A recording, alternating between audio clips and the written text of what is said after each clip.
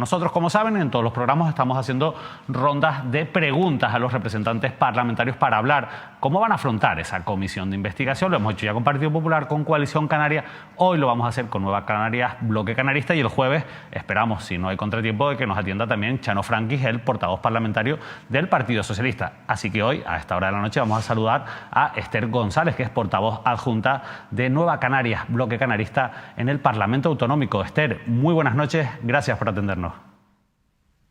Muy buenas noches a ustedes y encantada de atenderlos cada vez que lo pidan, vamos, sin ningún problema. ¿Cuál es la posición de su grupo parlamentario ante esa comisión de investigación que han planteado Coalición Canaria y Partido Popular?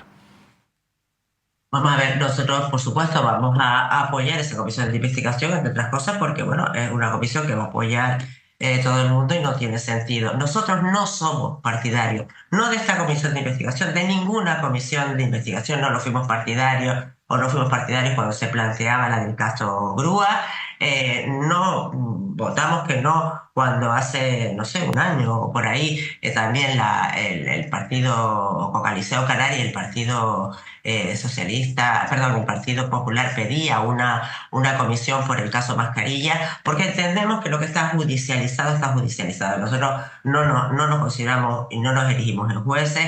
El planteamiento del escarnio o de ese juicio público paralelo, no creemos que ayude en nada, ni por supuesto ayude a la justicia, y realmente yo tengo que decir que es que hay casos, muchos casos que conozco. Carmelo Padrón, por ejemplo, en paz descanse, que estuvo 14 años, le destrozaron la vida política, profesional, personal, familiar, para que luego 14 años más tarde saliera absuelto. Entonces, en ese sentido, nosotros preferimos que las cosas que están judicializadas sean la justicia, que con tranquilidad y sin demasiado ruido más allá del estrictamente necesario, bueno, pues actúe en consecuencia. Y por supuesto, quien ha hecho algo ilegal, irregular o se ha lucrado ilegalmente con este caso o con cualquier otro, por supuesto que lo tiene que pagar.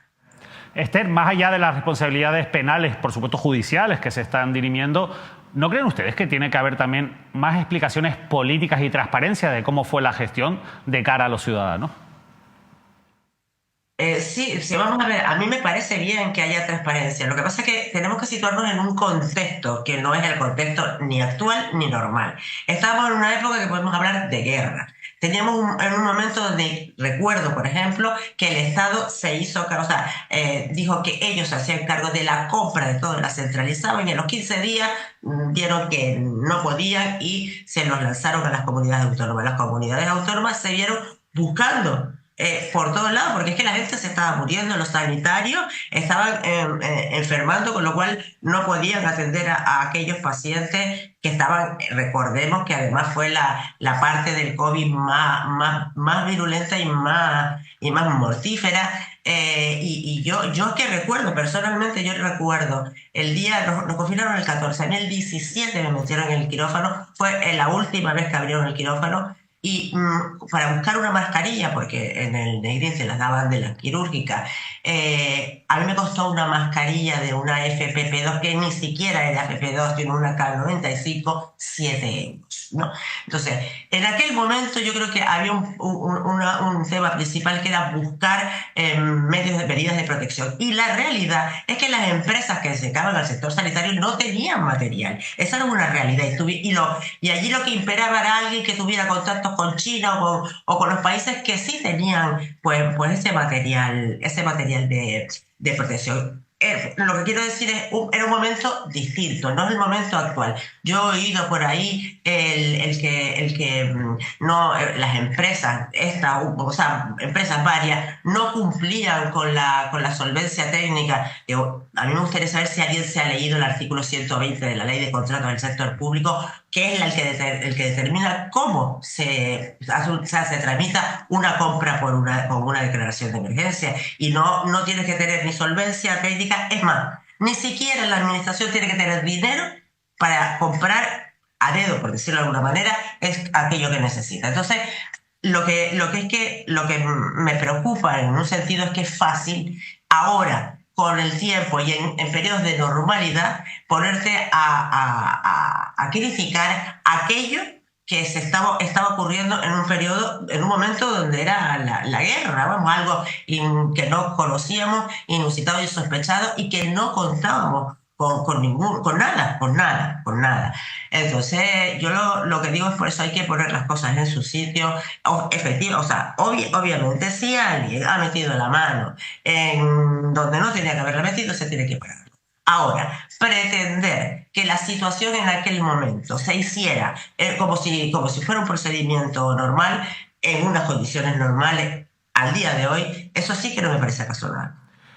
Siendo razonable un poco la explicación que usted da, de que era una situación excepcional y por tanto se tomaron medidas excepcionales, ¿a ustedes les parece coherente que una persona que es un asesor de un ministro se acabe convirtiendo en un intermediario, en la persona que acaba consiguiendo pues esos contratos y gestionando, por supuesto, lucrándose con esas operaciones? ¿Eso les parece razonable?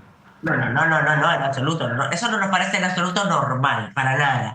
Es verdad que en aquel momento, a todos lados, porque es que al Parlamento incluso nos llegó, o sea, de gente que llamaba, mira, que tengo contactos o que tengo posibilidades de conseguir mascarillas o conseguir... y entonces yo me imagino, y eso es un planteamiento que tengo, que en el caso del gobierno, de sanidad, pero no de sanidad, de puertos, de los colegios, de todo, o sea, de todos los servicios públicos, bueno, pues estuvieran a quien les diera, mira, por aquí ya puedes ir o por allá puedes ir. Ahora, eso es una cosa. Y otra cosa distinta es que un señor como este señor Coldo, un asesor de un ministro, se haya dedicado a hacer negocios él y su compañero a cuenta de eso. Eso no me parece lógico, no me parece ético, no me parece moral y legal también.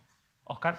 Ya, ¿a usted le sorprendió la información? Hay una información, señora González, que publica hoy el Grupo Ibérico, el diario La Provincia y el periódico El Día, donde al parecer que en esa época se creó un comité o 3 comités en la sombra, así lo han calificado, insisto, el Grupo Ibérico, donde parece ser que no tenía ningún tipo de capacidad jurídica, ninguna cobertura de decisión, pero que a través de ese comité se tomaban las decisiones. No sé si pudo leer esa información. ¿Le sorprende? ¿Tiene algún tipo de dato que nos pueda aportar sobre eso? O sea, sí leí la información y sí me sorprendió porque sí sé que eso no es cierto. Yo no estaba en el gobierno, por supuesto, estaba en el Parlamento, era vicepresidenta del Parlamento, pero sí que manteníamos un continuo y permanente contacto con el gobierno, con el presidente, con el vicepresidente, con el consejero de Sanidad y con el consejero de Administración. Y eso no es cierto. Vamos a ver.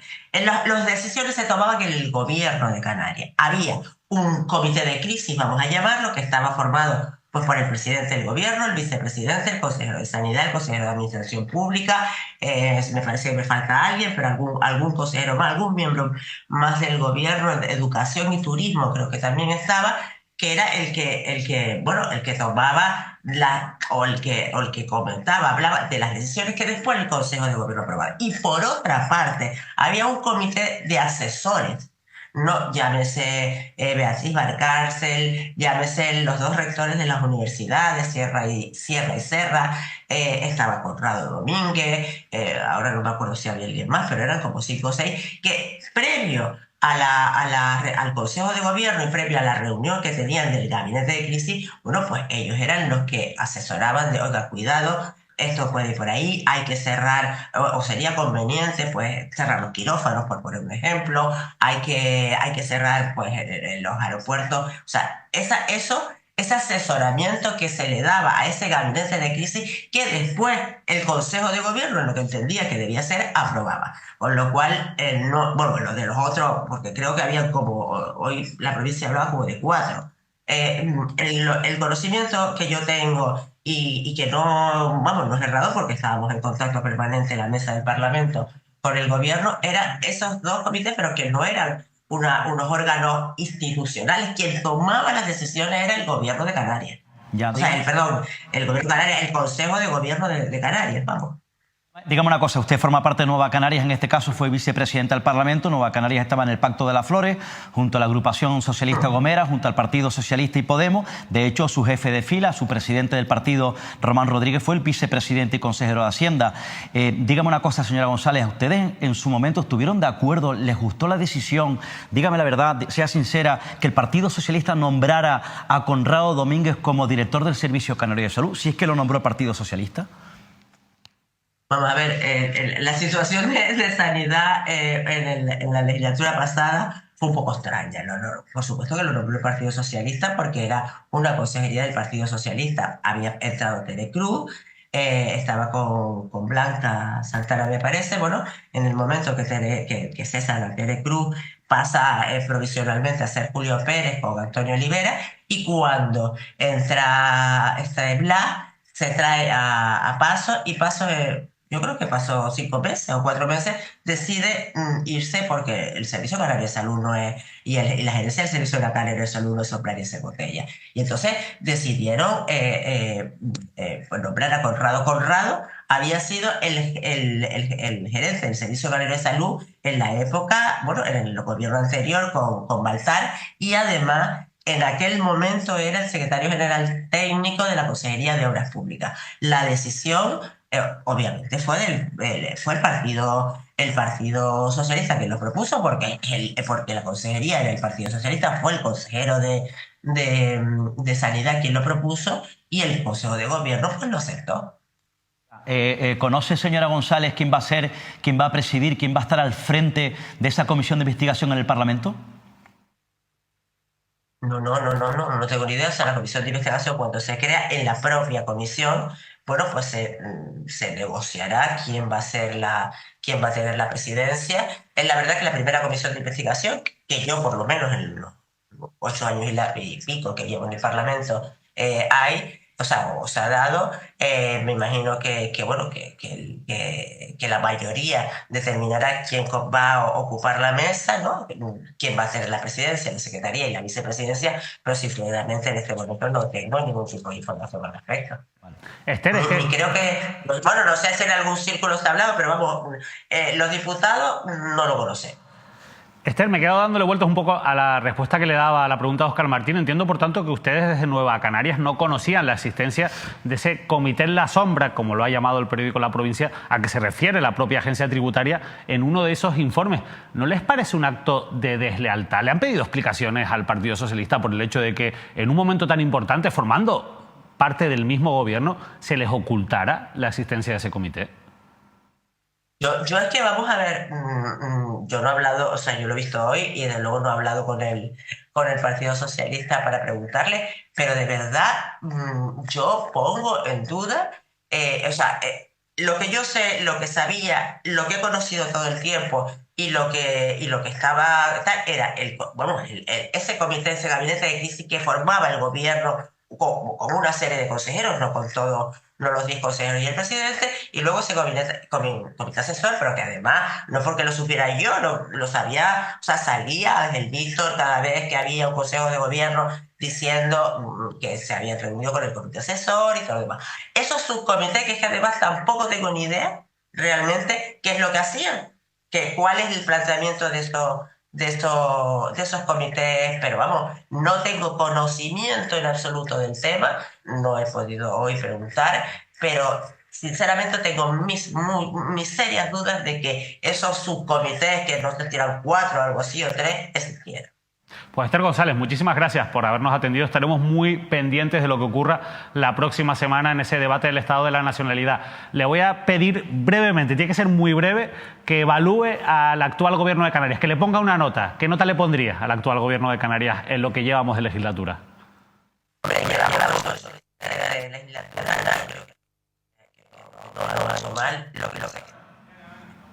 No, pues no le vamos a poder poner nota porque se ha perdido el sonido. Pero me pareció decir que usted que creo que decía que iba a suspender al gobierno de Canarias, Nueva Canarias, en el próximo pleno del debate del Estado de la Nacionalidad. Una pena, justo se ha ido el sonido en ese momento con esa conexión de videollamada, Óscar. Pero quizás lo más destacado de toda la intervención de Esther González es clave a la pregunta que tú hacías, el desconocimiento por parte de los socios de gobierno del Partido Socialista de la asistencia a esos comités en la sombra, que al final eran los que, según la agencia tributaria, según la agencia tributaria, eran los que tomaban las decisiones. Sí, y además teniendo en cuenta, como por eso yo lo ponía sobre la mesa, se lo recordaba la propia Esther González, que su jefe de fila, Román Rodríguez, el líder de Nueva Canarias, era el vicepresidente del gobierno y consejero de Hacienda de la comunidad autónoma. En cualquier caso, yo creo que es significativo el desconocimiento, insisto, según dice la propia González, sobre lo que publica el Grupo Ibérico. Hay que decir también, esperemos que nos atienda, porque creo que es importante, en aras de la buena transparencia, que el próximo jueves, en este caso Sebastián Franqui, también que formó parte del gobierno de Torres, mano derecha de Ángel Víctor Torres y actual portavoz del grupo parlamentario, de explicaciones, insisto, sobre este asunto. No vayan a pensar ustedes que esto ha sido un episodio de censura como el que vivimos la semana pasada en un programa de la Radio Televisión Canaria. Permítanme la broma, lo cierto es que fue un fallo técnico. Esther González, bienvenida de nuevo. Volvemos a la pregunta rápidamente. ¿Qué nota le ponen al gobierno de Canarias en lo que llevamos de legislatura, ya pensando un poco en el debate del Estado de la Nacionalidad de la próxima semana? Bueno, pues sí, un debate no sé si te perdió. Yo los oigo, pero ahora me veo doble. ¿Me estás escuchando? Sí, te estamos escuchando y te vemos bien, Esther. Perfecto, porque es que no veía, no me estaba viendo sino a mí. No te preocupes, que son cosas del directo. El debate del Estado, que en realidad yo creo que va, bueno, podrá tener cierto interés, pero me da la impresión que va a basarse o va a tener mucho de todo este lío y esta paralla, lo cual me da tristeza, porque el debate de la nacionalidad es para lo que es, y temo que se va a ver enturbiado y mucho tiempo y muy marcado por este tema, que es un tema coyuntural, insisto, que está judicializado, que habrá un comité de una comisión de investigación. No debería empañar el debate, pero temo que lo pueda empañar. Me preguntaba por la nota que le pone al gobierno de Canarias. No te oigo bien. La nota que le pone al gobierno de Canarias, si lo tuviera que evaluar en esto. Sí, vale. Te decía que bueno, que son 8 meses, que yo creo que hay cosas que no me gustan de las que están haciendo, pero bueno, hay otras que sí, y yo, para ser generosa, les voy a poner un 5. Mira, le pone un aprobado raspado. Yo pensaba que le iba a suspender, así que bueno, un aprobado raspado para el gobierno. Dentro de 4 o 5 meses me pregunta y te puedo dar una nota más fiable. De cara al próximo debate volvemos a ponerle nota al gobierno de Canarias. Esther González, de verdad, muchas gracias. Muy buenas noches. Buenas noches a ustedes.